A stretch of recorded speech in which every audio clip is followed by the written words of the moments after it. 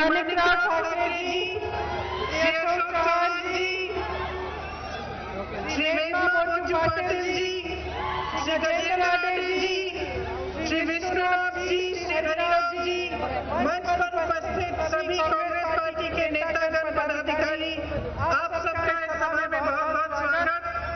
मेरी प्यारी प्यारी बहनों, प्यारे भाइयों, एक बार मेरे साथ बोलो, जय तेलंगाना, जय तेलंगाना। आज क्रिकेट वर्ल्ड कप फाइनल है। फिर आप यहाँ आए मेरी बातों को सुनने, इसके लिए आपकी बहुत बहुत आभारी हूँ। आपको कोई कष्ट देने के लिए मैं माफी चाहती हूँ। हमारी टीम बड़े बड़े रिकॉर्ड को हासिल कर रही है, बैटिंग में, बॉलिंग में, जीत में। सबसे बड़ी गर्व की बात यह है कि हमारी एकता का प्रतीक है। हर मजहब के लोग, अलग अलग मजहब के लोग, अलग अलग प्रदेशों से खिलाड़ी, अलग अलग भाषा बोलने वाले खिलाड़ी सब एकजुट होकर हमारे देश के लिए लड़ रहे हैं। तो आज यहाँ खड़े होकर सबसे पहले तो मैं कहना चाहती हूँ कि हम सब प्रार्थना कर रहे हैं कि एक अच्छी तरह से जीते और उनको बहुत बहुत शुभकामनाएं देते हैं। आपकी तरफ से भी, मेरी तरफ से भी टीम इंडिया को ऑल द बेस्ट। मेरे साथ बोलो, जीतेगा, जीतेगा इंडिया, जीतेगा इंडिया, जीतेगा इंडिया। ये महान योद्धा कॉमरेड भीम जी, रामजी गोंड जी और वीरांगना सावरकर जी की धरती है। यहाँ आकर मुझे बहुत बहुत गर्व होता है। आपका इतिहास रहा है कि जल, जंगल, जमीन के लिए आप लड़े हैं, अपने आत्मसम्मान के लिए, अपने स्वराज के लिए, अपने स्वाभिमान के लिए। हमेशा से आपके इतिहास में आपने ये लड़ाई लड़ी है। आपको याद होगा कि मेरी दादी जी, जिनको आप इंदिरा अम्मा कहते हैं, वो भी आपके लिए लड़ी, आपके अधिकारों के लिए। आज उनका जन्मदिन है। उनको याद करते हुए ये बात याद आती है कि उनके दिल में आपके समाज के लिए, आदिवासी संस्कृति के लिए, आदिवासी समाज के लिए कितनी श्रद्धा थी। हमेशा कहती थी कि आपकी जो संस्कृति है वो दुनिया की सबसे अच्छी संस्कृति है, क्योंकि वो कहती थी कि आपकी संस्कृति सिखाती है कि जल का, जंगल का, जानवर का, जमीन का, सबका सम्मान करते हुए ही आगे बढ़ सकते हैं। उन्होंने आपकी समस्याओं को बहुत गहराई से समझा। जो बुजुर्ग बैठे हैं यहाँ, उनको याद होगा वो आती भी बहुत थी यहाँ से, तेलंगाना से संसद सदस्य भी रही।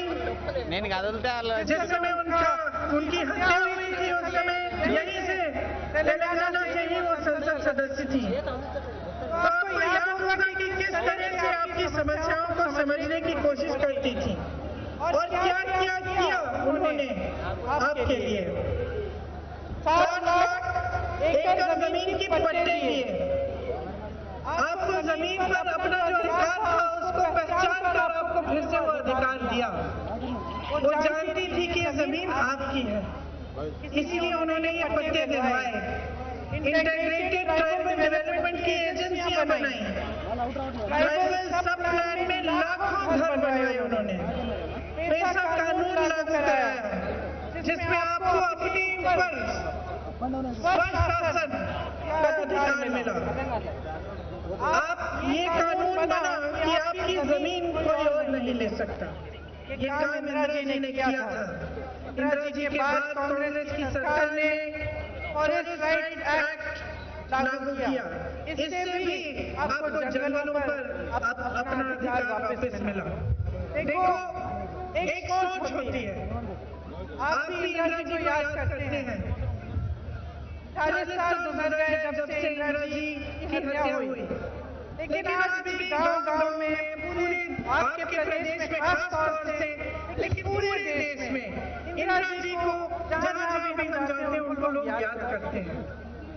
कई बार मुझे भी लगता है कि ऐसी शख्सियत होंगी कि मैं किसी छोटे से गांव में दूर इलाके में चली जाती हूँ और वहाँ भी मुझे कोई कहता है कि जब आपकी दादी जी आई थी तो हमारी दादी जी ने उनके लिए खीर बना के दी थी। तो इस तरह की जो यादें हैं, जो पूरे देश की जो जनता की यादें हैं, वो अभी भी ताजा है, अभी भी जिंदा है। तो मैं आपसे पूछना चाहती हूँ कि जब इंदिरा जी को याद करते हैं तो क्यों याद करते हैं? बहुत सारे नेता आए गए, बहुत सारे नेताओं ने आपके लिए काम किया, उनको इस तरह से आप क्यों याद करते हैं कि आज भी आप उनको इंदिरा अम्मा कहते हैं? इसकी वजह यह है कि जितना प्यार आपने इंदिरा जी को दिया, उतना प्यार इंदिरा जी ने आपको भी दिया। जितना सम्मान आपने उनको दिया, उतना ही सम्मान उन्होंने आपको दिया। जितनी श्रद्धा आज भी आपके दिलों में उनके लिए है, उतनी ही श्रद्धा उनके दिल में आपके लिए होती थी।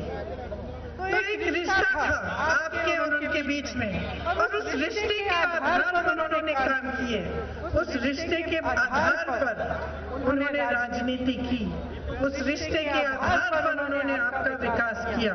तो एक सोच होती है कुछ नेताओं में और कुछ पार्टियों में, एक सोच होती है कि देखो जो भी जनता देती है हम नेताओं को, हमारे राजनीतिक दलों को, हमें सत्ता देती है, हम उनकी वजह से पहचाने जाते हैं, हम उनकी वजह से आज मंच पे खड़े होते हैं। ये सब जनता देती है हमें। और एक सोच होती है जो एक राजनीतिक पार्टी के सिद्धांतों के समय की तरह से खड़ी होती है नेताओं के दिलों में, नेताओं के दिमाग में। और वो ये सोच होती है कि जनता सर्वोपरि है, कि सबसे ऊंचा जनता है। मतलब कि आपने हमें जो कुछ दिया उसके बदले में हमारा कर्तव्य बनता है कि हम आपके लिए काम करके दिखाएं। और इसका मतलब है कि एक विजन हो हमारा कि तेलंगाना को किस तरह से आगे बढ़ाएं, कि आपके आदिवासी समाज को किस तरह हम आगे बढ़ा सकते हैं, आपको मजबूत कैसे बना सकते हैं। मेरी बहनें बैठी हैं, ये सोच होनी चाहिए कि अपनी बहनों को आगे बढ़ाने के लिए हम क्या कर सकते हैं। तो ये एक राजनीति का एक तौर तरीका है और एक सोच है जो कुछ राजनीतिक दलों में है, हमारी कांग्रेस पार्टी में है। आपने खुद देखा, चाहे इंदिरा जी हो, चाहे सोनिया अम्मा हो, मेरी माता जी, जिन्होंने देखा कि आपके दिल में एक दर्द है, जिन्होंने देखा कि तमाम नौजवान युवा शहीद हो रहे हैं क्योंकि आपको अपना एक प्रदेश चाहिए था। आप चाहते थे कि आप अपने आप, जो आपकी पुरानी इतिहास की बात मैंने की, कि आपका अपना राज हो और कि आपका एक प्रदेश बने जो आपके लिए हो। सोनिया जी ने आपकी बात सुनी, आपके दर्द को पहचाना और उन्होंने तेलंगाना के लिए प्रयास किया, तेलंगाना का प्रदेश बना। तो देखिए ये कांग्रेस पार्टी की सोच है। लेकिन आज तेलंगाना में क्या परिस्थितियां हैं? आज ये परिस्थितियां हैं कि 10 सालों से केसीआर जी की सरकार चल रही है। जितने भी आपके सपने थे, आपने क्या सपने देखे थे? आपने विकास का सपना देखा था, आपने सपना देखा था कि जो सरकार आएगी वो आपके विकास के लिए काम करेगी। एक नया प्रदेश बना था तेलंगाना, आपको लगा कि इस नए प्रदेश में हमारी आवाज पहचानी जाए। जिन नौजवानों को, जो नौजवान शहीद हुए, जिन्होंने आंदोलन किया, उनके लिए, उनके सम्मान के लिए जो उनके सपने थे वो साकार हों, यही आपका सपना था। लेकिन केसीआर जी की 10 सालों से सरकार चल रही है, ये सपना साकार नहीं हुआ। आपके चाहे रोजगार के सपने थे, चाहे शिक्षा, स्वास्थ्य की सुविधाओं के सपने थे, चाहे विकास के सपने थे, वो एक एक सपना तोड़ा गया। आज जो तेलंगाना में सरकार चल रही है वो सिर्फ अमीरों के लिए चल रही है, गरीबों के लिए, आदिवासी बहन भाइयों के लिए, आम जनता के लिए, मिडिल क्लास के लिए नहीं चल रही है। वोटर में देखिए 4 लाख से अधिक आवेदन आप लोगों ने भरे, लेकिन आज तक आपको जमीन नहीं मिली। आप पे जुल्म किया है, अत्याचार किया है, आपकी सुनवाई नहीं हुई।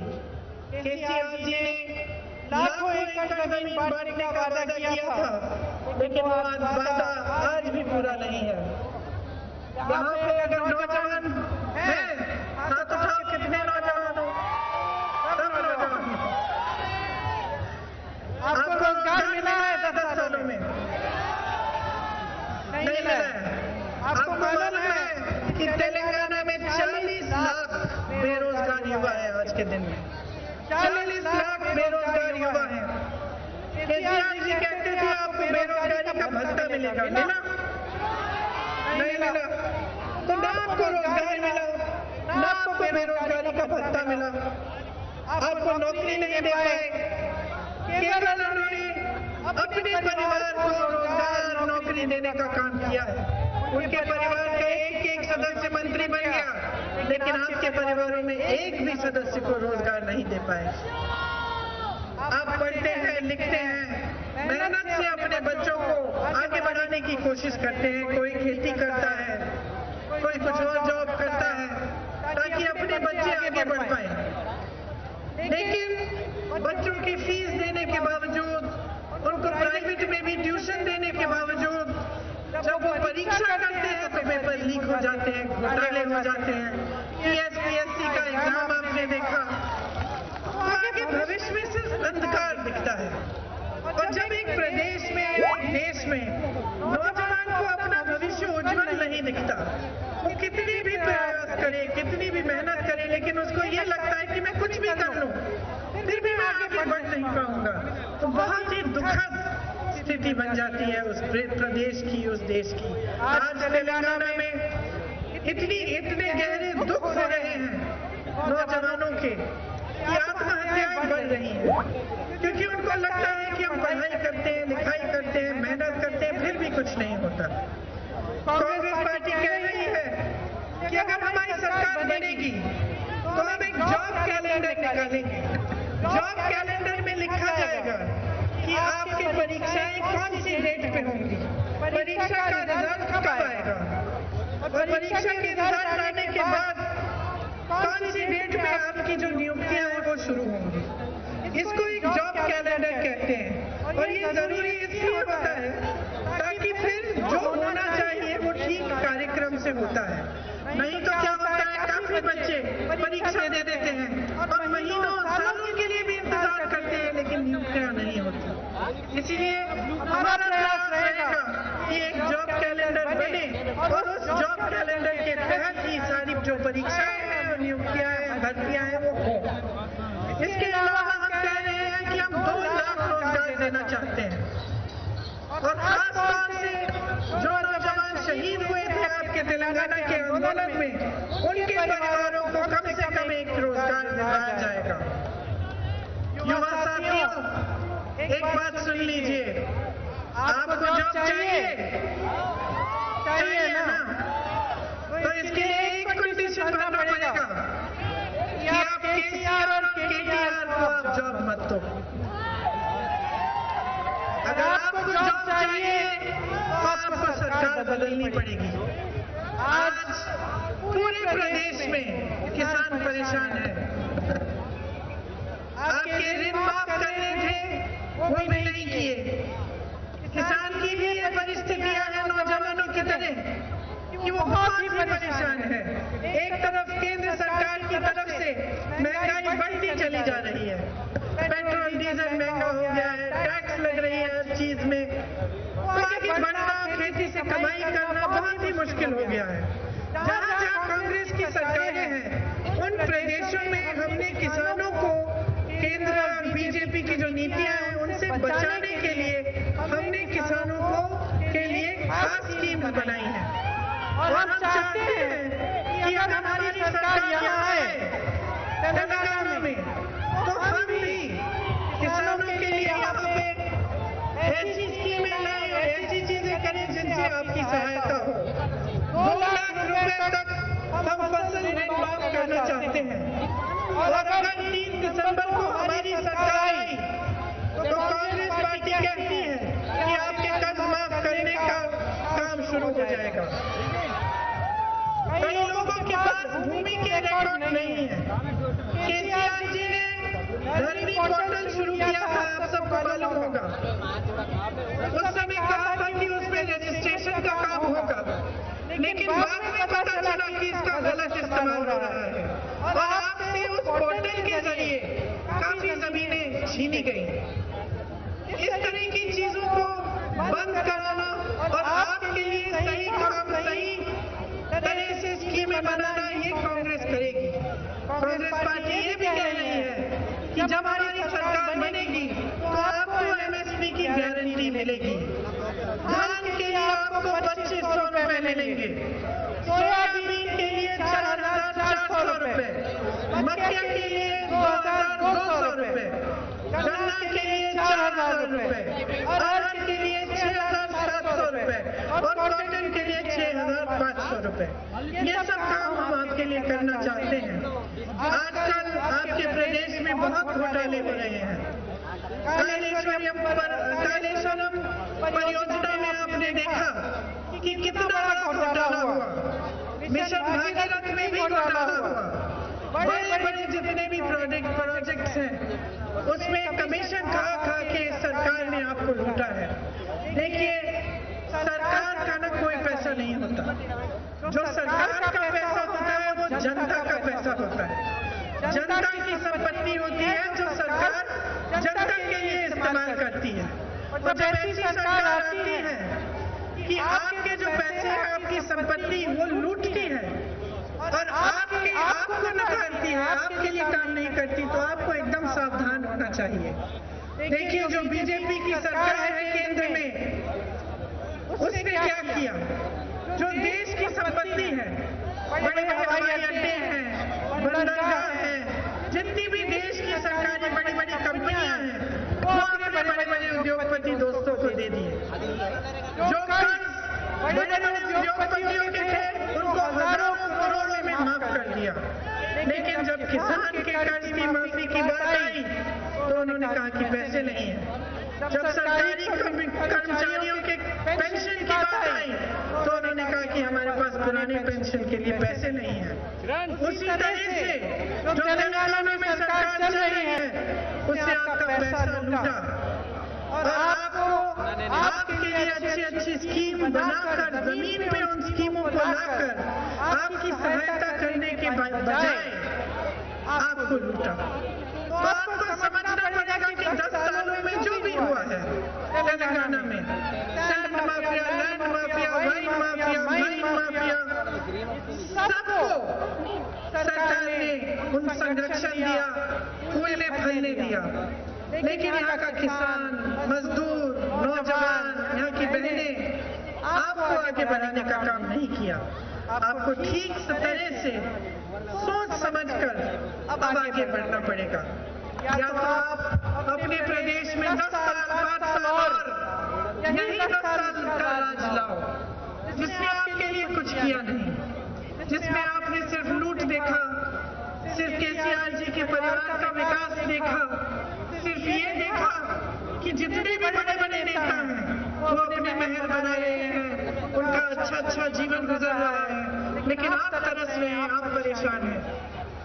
तो अगर आप ये सब खुद अपनी आंखों से देख रहे हैं और आपका अपना अनुभव है कि आपका जीवन वही का वही रहा है, आपकी तरक्की नहीं हो रही है, तो आप बदलाव लाएंगे।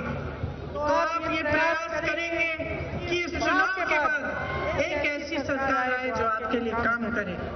आप देखिए, मोदी जी यहाँ आते हैं, वो कालेश्वरम के घोटाले के बारे में बात नहीं करते, सिंचाई के घोटाले के बारे में बात नहीं करते, शराब के घोटाले के बारे में बात नहीं करते, लेकिन वो कांग्रेस के नेताओं के घर में अपनी बड़ी बड़ी एजेंसी ईडी सीबीआई भेज देते हैं कि जाइए जांच करिए। लेकिन जो घोटाले यहाँ हुए हैं, जिनसे आपके पैसे लूटे गए हैं, उनके बारे में जांच करने के बारे में उन्होंने कुछ नहीं न कहा और न किया। बीजेपी और केसीआर जी मिले हुए हैं। आपको ये बात अच्छी तरह से समझनी पड़ेगी। देखिए, जब भी पार्लियामेंट में कोई बिल आती है तो केसीआर जी की पार्टी बीजेपी के साथ में उसके लिए उनकी सहायता करने के लिए वोट देती है। समझ लीजिए, जब काले कानून आए थे किसानों के लिए, तब टीआरएस ने बीजेपी के साथ उन कानूनों को वोट दिया पार्लियामेंट में। उनके साथ साथ ओवैसी जी भी हैं। ओवैसी जी हर प्रदेश में, अलग अलग प्रदेशों में चुनाव लड़ते हैं। और मेरी बात ध्यान से सुनिए, कहीं पे 90 सीट लड़ेंगे, कहीं पे 50 सीट लड़ेंगे, कहीं पे 40 सीट लड़ेंगे। तो तेलंगाना में 9 सीट क्यों लड़ रहे हैं? यहाँ पे तेलंगाना के प्रदेश में ओवैसी जी टीआरएस की मदद करते हैं और केंद्र में, दिल्ली में बीजेपी की मदद टीआरएस करती है। तो इन तीनों की अच्छी सी मिली भगत है। आप बीजेपी को वोट दोगे तो इसका मतलब है आप बीआरएस को वोट दे रहे हो। आप एमआईएम को वोट देंगे तो इसका मतलब है कि आप बीआरएस को वोट दे रहे हो। तो आप अच्छी तरह समझ लीजिए, बीजेपी, बीआरएस और एमआईएम साथ नाटू कर रहे हैं। कांग्रेस पार्टी कह रही है कि तेलंगाना के लिए हमारी 6 गारंटी है। सबसे पहले महालक्ष्मी योजना, महिलाओं के लिए हर महीने 2500 रुपए आपके खाते में जाएंगे। मेरी बहनों, आपका जो जीवन संघर्ष है, मैं महिला हूँ, मैं समझती हूँ। आप संकटों का सामना करती हैं, आप खेतों में भी काम करती हैं, आप जॉब भी करती हैं, नौकरी भी करती हैं, लेकिन पूरा घर का काम आप संभालती हैं, पूरे समाज का बोझ आप संभालती हैं, लेकिन समाज आपकी सहायता कम करता है। इसीलिए हम पहचानते हैं कि सारा बोझ समाज का आप उठा रही हो। आप बच्चों की परवरिश करती हो, अपने बच्चों के लिए जी जान दे दोगी। जिस दिन आपके घर में कमाई का पैसा नहीं आता, आप नहीं खाओगी, लेकिन अपने बच्चों को जरूर खाना खिलाओगी किसी न किसी तरह से, है कि नहीं? हम ये समझते हैं बहनों, इसलिए हमारी पार्टी चाहती है कि आपके जेब में, आपके पास थोड़े से पैसे डायरेक्ट आपके पास आए। तो हम कह रहे हैं कि आप खाता जब खोलेंगे तो 2500 रुपए जब हमारी सरकार बनेगी आपके खातों में डायरेक्ट डाला जाएगा हर महीने, ताकि आपके पास कुछ हो जिससे आप भी अपने पैरों पे खड़े हो पाए। 500 रुपए में आपको सिलेंडर दिया जाएगा। और जो बस यात्रा है पूरे प्रदेश में, आपको मालूम होगा कि कर्नाटका में जब कांग्रेस की सरकार आई तो तब से ही पूरे कर्नाटका में जब एक महिला को बस से यात्रा करनी पड़ती है तो उसको बस यात्रा मुफ्त में मिलती है। अब चाहते हैं कि तेलंगाना में भी हम ये काम करेंगे। दूसरी हमारी गारंटी, राइट टू भरोसा, किसानों को सालाना 15,000 रुपए दिए जाएंगे, कृषि मजदूरों को 12,000 रुपए दिए जाएंगे सालाना, और धान पर 500 रुपए पर प्रति क्विंटल आपको बोनस मिलेगा।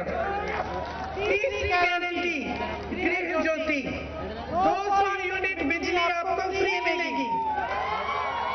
और ये बहुत जरूरी है भाई और बहनों, आपको 24 घंटे आपको बिजली हम दिलवाएंगे, मतलब 24 घंटे आपके घरों में बिजली आएगी। इंदिरा अम्मा इंडू स्कीम, जिससे घर बनाने के लिए आपको मुफ्त जमीन मिलेगी, मतलब जब आप घर बनाना चाहेंगे आपको जमीन फ्री मिलेगी, और 5 लाख रुपए की आपको मदद मिलेगी सरकार से। राज्य आरोग्यश्री आपको मिलेगा, जो बुजुर्गों के लिए 4,000 रुपए रुपए प्रति माह आपको पेंशन मिलेगा इसके तहत। तो जो बुजुर्ग हैं उनको घबराहट नहीं होनी चाहिए, हर महीने उनको थोड़ा थोड़ा 4,000 रुपए मिलेंगे पैसे, ताकि वो अपना गुजारा कर पाए। और 10 लाख का हेल्थ इंश्योरेंस मिलेगा। जहाँ कांग्रेस के प्रदेश है बहनों और भाइयों, जहाँ कांग्रेस के प्रदेश है वहाँ आज 10 से 25 लाख का इलाज फ्री में मिलता है। राजस्थान में ऐसे लोग हैं जिनको हार्ट का ऑपरेशन जिन्होंने कराया, पूरे पैसे सरकार ने दिए। इसलिए हम चाहते हैं कि तेलंगाना में भी 10 लाख तक आपको हेल्थ इंश्योरेंस मिले। युवा विकास के लिए युवा विकासन स्कीम बनेगी। वो घोषणा ये है कि छात्रों को 5 लाख रुपए की मदद मिलेगी और जिले में इंटरनेशनल स्तर के स्कूल बनेंगे। हमने ये काम कई प्रदेशों में किया है, राजस्थान में, छत्तीसगढ़ में। आज कांग्रेस की सरकार ने ये काम कर लिया है और हर जिले में इंग्लिश मीडियम इंटरनेशनल लेवल के पाठशाला बन रहे हैं। तो यहाँ पे भी हम बनाना चाहते हैं। अम्बेडकर स्कीम के जरिए हम एसटी और एसटी परिवारों को 12 लाख रुपए दिलवाना चाहते हैं।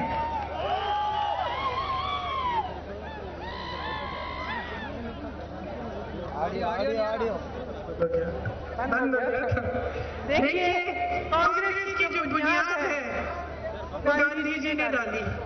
गांधी जी कहते थे कि जब तक ग्राम स्वराज नहीं होगा, जब तक गांव के लोग सशक्त नहीं बनेंगे, तब तक हमारा देश स्वतंत्र नहीं हो पाएगा।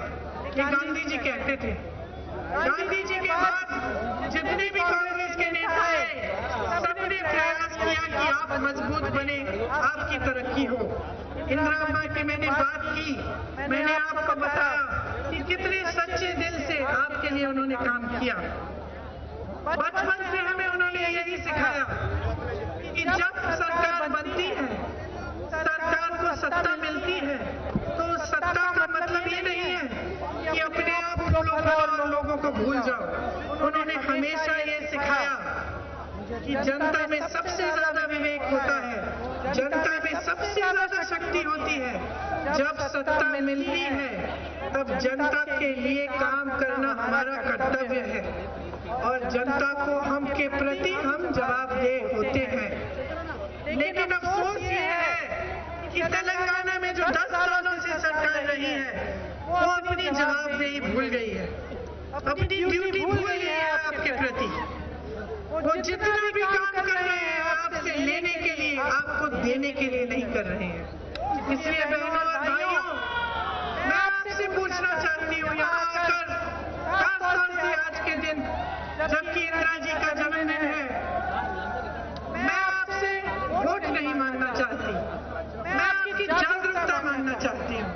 मैं चाहती हूँ कि जितने भी नेता हों, चाहे बीआरएस के हों, चाहे भाजपा के हों, चाहे कांग्रेस पार्टी के न हों, आप उनको जवाबदेह बनाएं। जवाबदेही का क्या मतलब है कि आप सवाल उठाएं, आप उनसे पूछें कि हमारे लिए क्या किया है तुमने और हमारे लिए क्या करोगे। ये बहुत ही जरूरी है। आज केसीआर जी आपके सामने आते हैं और कर्नाटका की बात करते हैं। कर्नाटका की क्यों बात करते हैं जब हम ऐसे प्रदेश में जाते हैं जहां हमारी सरकार है? मान लो हम छत्तीसगढ़ जाते हैं प्रचार करने के लिए, तो घर से वहां मंच पे खड़े होकर हम कहते हैं कि देखो बहनों और भाइयों, 5 सालों में हमारी सरकार ने आपके लिए कितना काम किया। हम कहते हैं देखो हमने काम किया, इस काम के आधार पर वोट दो। केसीआर जी आते हैं, कहते हैं कि कर्नाटका में ये हो रहा है, कर्नाटका में कांग्रेस सरकार ऐसा कर रही है। आपके सामने ये क्यों नहीं कहते कि देखो भाइयों और बहनों, हमने 10 सालों में तेलंगाना की कितनी तरक्की की है, उस तरक्की के आधार पर हमें वोट दो। क्योंकि कह नहीं सकते बहनों और भाइयों, कह नहीं सकते, क्योंकि उन्होंने आपके लिए सच्चाई से, सच्चे दिल से काम नहीं किया। इसीलिए आज मैं आपकी जागरूकता मांग रही हूँ, मैं मांग रही हूँ कि आप सवाल उठाएं। आज जो घोषणाएं मैं करके जा रही हूँ, अगर हमारी सरकार आती है और अगर 5 सालों में हमारी सरकार ने इन घोषणाओं को पूरा नहीं किया, तो आप हमें भी जवाबदेह बनाओ, आप हमें भी बदल डालो। लेकिन आज आपका प्रदेश एक ऐसी मोड़ पे आ चुका है, ऐसी मोड़ पे आ चुका है कि अगर आप बदलाव नहीं लाएंगे तो आप इसी खाई में और 5 साल रहेंगे जिस खाई में आज है। आप यही तमाशा देखते चले आएंगे कि भाषणों में बड़ी बड़ी बातें, बड़ी बड़ी घोषणाएं और असलियत में धरातल पे सिर्फ घोटाले, सिर्फ भ्रष्टाचार और सिर्फ अपना स्वार्थ साधने की बात हो रही है। इस तमाशे को आप बंद कर दीजिए। बहुत देख लिया आपने, बहुत सुन लिया है। अब आपको चाहिए एक ऐसी सरकार जो आपके लिए काम करे। इसीलिए जागरूक बन के, सोच समझ के अपने अनुभव को देखो। 10 सालों में आपकी तरक्की हुई है कि नहीं हुई है, बताओ मुझे। हुई है, विकास हुई है, विकास हुआ है, रोजगार मिले हैं, नए पाठशाला स्कूल बने हैं, मेरी बहन आप आगे बढ़ी हो, किसान की सहायता हुई है, नहीं हुई ना? तो आपकी जागरूकता आपको क्या बताती है कि आपके लिए 10 सालों में काम नहीं हुआ। इसका मतलब है कि बदलाव की घड़ी आ गई है।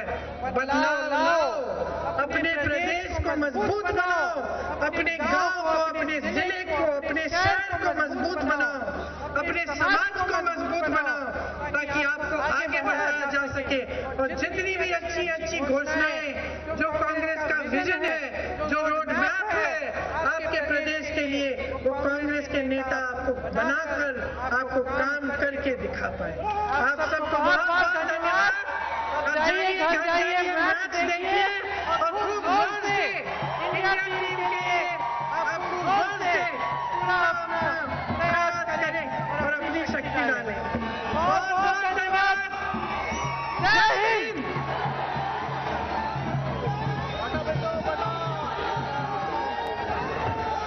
श्री रेशमा बच्चू जी,